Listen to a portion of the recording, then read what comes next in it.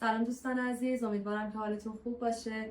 امروز میخوام در مورد برنامه مستر استریم استان آنتاریو باهاتون صحبت بکنم که مخصوص فارغ التحصیلانی هستش که مدرک مستر خودشون رو از یکی از دانشگاه‌های معتبر این استان گرفتن. و همونطور که میدونید این برنامه به شما این اجازه رو میده که بدون نیاز به سابقه کار کانادایی یا بدون نیاز به جاب آفر بتونید مستقیم برای اقامت دائمتون اقدام بکنید.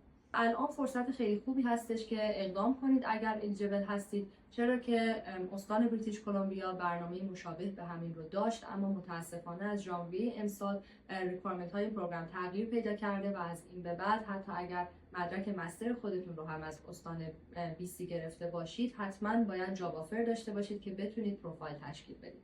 و از اونجایی که خب قوانین مهاجرتی همیشه در حال تغییر هستش، امکان اینکه برنامه آنتاریو هم تغییر پیدا بکنه یا ریکوایرمنت جاب آفر بهش اضافه بشه خیلی زیاده. بنابراین اگر که الیجیبل هستید فرصت رو از دست ندید، هر چه سریعتر پروفایل خودتون تشکیل بدید و وارد پول بشید. و اگر هم نیاز به هر گونه راهنمایی یا مشاوره دارید، میتونید با دفتر ما تماس بگیرید، در خدمتتون هستیم.